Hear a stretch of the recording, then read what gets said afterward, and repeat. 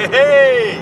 Hey, salut tout le monde! Salut tout le monde, bienvenue à cette capsule-là que j'intitule Dans le char avec Yandel et Guillaume!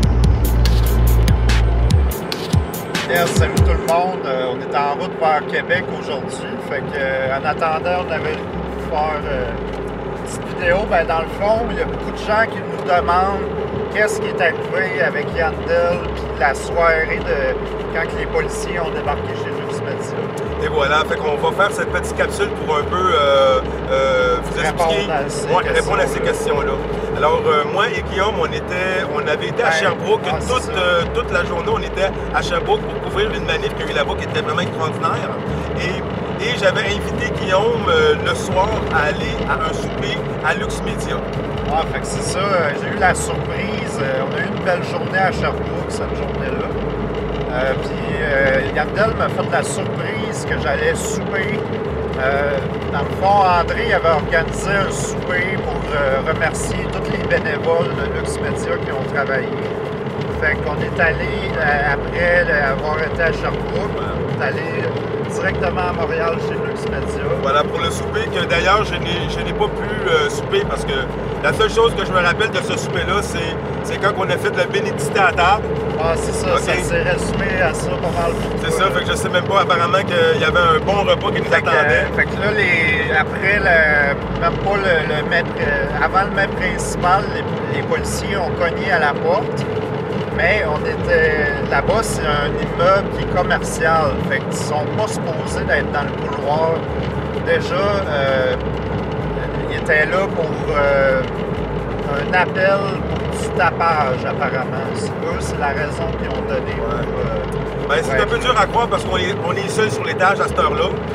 Moi, je me rappelle que quand j'ai fini de bénédiciter, pas longtemps après, ça se met à cogner à la porte. Alors voilà, on ouvre la porte, on a un paquet de policiers. Il était 7-8 devant la porte et eux autres, ils voulaient rentrer. Bien entendu, nous, moi je sors ma caméra, même toi tu as sorti ta caméra, il y a André qui a parti un live. On explique aux gens à la porte et aux forces de l'ordre qu'il n'y aurait pas de problème, qu'on était pour les laisser rentrer. En fait, André s'est extrêmement bien exprimé avec les policiers, puis il leur a fait savoir que ça allait pas être aussi simple que ça de rentrer. Ça allait leur prendre un mandat. Un mandat, puis que nous, on tenait responsable chaque personne, pas le corps policier. Chaque individu était responsable de l'action qu'il commettait. Moi, à ce moment-là, quand il était à la porte, puis je voyais bien qu'il était pour camper là, il n'y avait toujours pas de mandat à ce moment-là. Hein. Il n'y avait pas de mandat, il faut le mentionner. Il faut savoir que, tu sais, moi, j'ai reçu des constats pour un masque, mais quand les policiers sonnent chez vous, c'est autrement plus, j'aime pas dire affolant, mais on avait plus d'émotion que juste une petite altercation ordinaire avec les policiers. Ben, surtout qu'on ne s'attendait pas à ça. Je veux dire, on venait de finir une espèce de belle journée. On était déjà vidé un petit peu. Ben, c'est ça. Puis c'est une journée qui s'était bien passée. Il n'y avait aucune oppression policière. Là, eux, ils s'en viennent à notre porte. Bon, bien entendu, ils étaient à la porte. Moi, je ne voulais pas sortir par là. Mais je voulais voir qu'est-ce qui se passait. Quelle ampleur avait l'opération? Comment ils ont fait pour rentrer là? Comment ils ont fait pour rentrer là? Parce qu'il y a une barrure en bas de l'établissement commercial. Alors, c'est cette porte-là qui aurait dû buzzer de la sonnette pour nous faire part qu'ils étaient là, OK? Ce qu'ils n'ont pas fait. Ils ont comme forcé une porte. Moi, j'ai descendu en bas. OK? On s'est arrangé pour que je sorte sans que les policiers puissent voir par où que je sors. Et moi, je suis arrivé en bas. J'ai filmé les policiers qui étaient en bas en train d'essayer de faire un mandat. Bon, ils ne voulaient pas communiquer avec moi, on voyait bien. Ils ne devaient pas être super contents de te voir avec ta caméra. Non, ils n'étaient pas contents, surtout qu'ils m'avaient reconnu, ils savaient. Pour les filmer, puis... Moi, j'allais filmer l'opération. Ça. Moi, je documente, c'est ça, moi, mon travail, c'est ça, moi, je documente tous ces genres de trucs-là. Fait que là, ça y est, ils sont venus à moi, le documentaire est venu à moi. Fait que là, je filme, je suis allé à la porte, j'ai filmé qu'il y avait un instincteur dans la porte qui était supposé être fermée. Fait que j'ai ôté l'instincteur, fait que je suis monté en haut, rendu en haut, c'est là que les gens ils étaient comme « Ah, OK, hey, lui, il était à l'intérieur. » Fait qu'ils me connaissaient, ces gens-là. Cette opération-là, elle est très, très, très douteuse et elle était quasiment même ciblée. sur certains individus. C'est pour ça qu'ils n'ont pas eu de peine et de misère à m'amener en prison, parce que eux autres, ils étaient dans l'opération intimidation. Ça, justement, là, moi j'entendais Yandel de l'autre côté, dans le couloir, discuter avec les policiers. Puis à un moment donné, on n'entendait plus Yandel. Fait que là, j'ai commencé à m'inquiéter. Puis, parce que là j'ai demandé aux policiers, il est où? Ils m'ont répondu. Ils ne voulaient pas trop me répondre, mais juste dit, ça va être son avocat qui va te répondre, ou Yandel lui-même. Ah, ben au moins ils t'ont dit. Mais j'étais quand même inquiet. Pour moi, t'étais disparu quand même, techniquement. Mais au moins, en disant ça, ça donnait un signe qu'eux, ils savaient ce qui se passait, mais ils ne voulaient pas trop te donner d'informations. Mais moi, tu vois, quand j'étais allé, parce que tout après, bon, il faut mentionner que, bon, eux ils m'ont pris, ils m'ont amené en prison, quand même. OK? Puis j'ai absolument rien fait. J'ai pas résisté, rien. Et rendu en prison, moi, j'ai juste demandé, j'ai insisté. Eux, ils voulaient que j'appelle un avocat. J'avais le droit d'appeler un avocat. Mais moi, j'avais pas de numéro d'avocat. Moi, j'ai pas besoin d'avocat dans la vie. Moi, je fonctionne direct. J'ai pas besoin d'avocat. Mais je voulais au moins rassurer ma femme. Écoute, Guillaume, il faut que je te dise. Est-ce que tu sais qu'il n'y a pas personne qui a pu rassurer ma femme et que ma femme, elle me cherchait dans les alentours, dans des containers. Imagine-toi donc. Moi, je le sais parce que je suis une des seules personnes qui est en contact avec ta femme, qui connaît son identité même. Puis ça m'inquiétait doublement parce qu'elle me questionnait, elle me demandait. Moi, j'avais une certaine responsabilité parce que c'était moi qui te ramenais à Laval en plus. Fait que je suis parti. Il n'y avait pas question que je m'en aille sans toi, Yandel. Puis je me sentais presque coupable d'être reparti le soir sans toi. Mais au moins, tu avais un indice que mon avocat ou moi-même, j'étais pour t'appeler. Fait que ça aurait dû te mettre la puce à l'oreille. Mais malheureusement, ma copine n'a pas eu la même chose. J'imagine pas ta blonde, elle n'a pas dormi de la nuit. Non. Elle a viré container de bord tout. Je n'ai pas dormi de la nuit en prison et elle non plus. Parce que si on appelait, on essayait de s'informer, on appelait toutes les prisons, les corps de police, les hôpitaux. Personne ne le savait. On nous renvoyait la balle en pleine face en nous demandant est-ce que votre ami a des problèmes suicidaires? Est-ce qu'il y a des problèmes suicidaires encore? Non, ouais. OK. Moi non plus, j'ai aucun problème suicidaire, OK?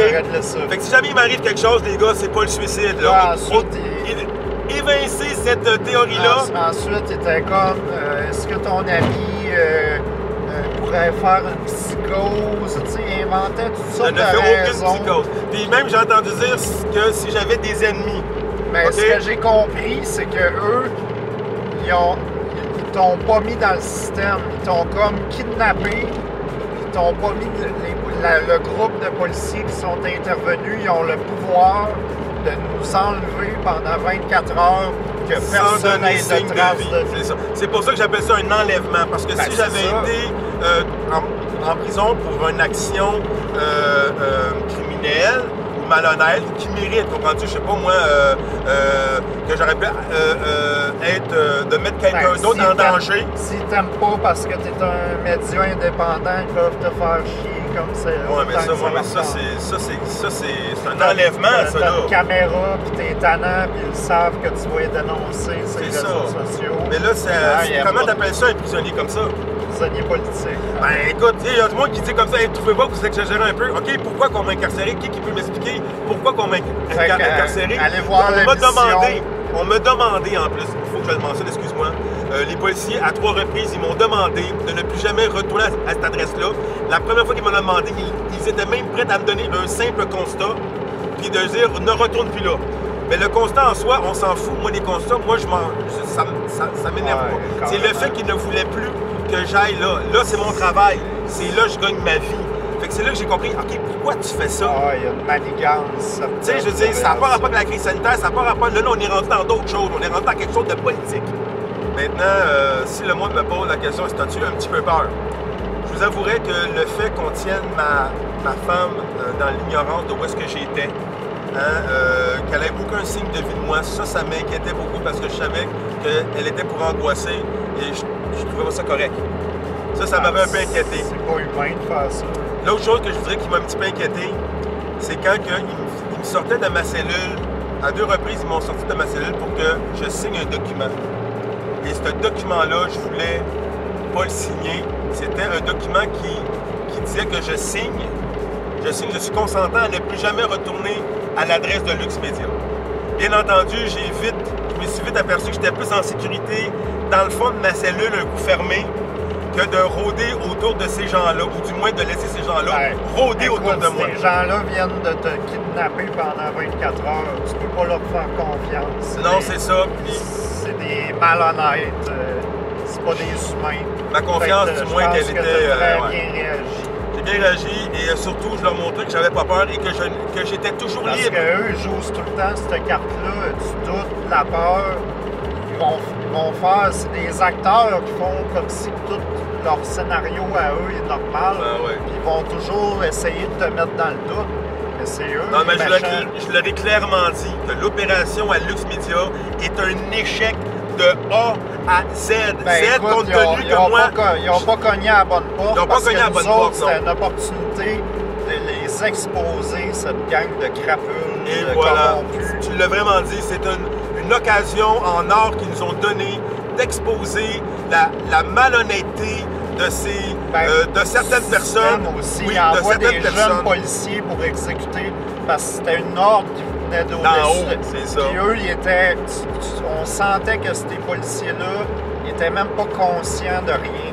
Ils étaient dans un engrenage, le bras dans le tordeur, puis ils se rendaient compte, je pense. Moi, j'ai vu le policier, il me filmait à la fin quand ils sont rentrés. Il me filmait avec son téléphone personnel pour se protéger. Fait qu'ils se sont rendus compte qu'ils sont allés trop loin. On les a fait sentir qu'ils sont pas fous quand même, t'sais, parce que je les confrontais avec ma caméra, puis il n'y avait rien à me répliquer. C'était moi qui avait tout le contrôle de la situation, tu comprends? Tu sais, quand tu es un officier de police, t'es jeune, tu rentres dans une opération qu'après une certaine heure, tu te rends compte que même toi-même, tu n'es pas trop sûr de où est-ce que tu es. Puis tu te fais crier par un gars qui est en prison que l'opération a échoué de A à Z. On s'est entendu que leur opération peur n'a pas marché. J'aurais pas aimé ça être à leur place, en tout cas. Ça paraît dans leur visage. C'est ça qu'on veut montrer.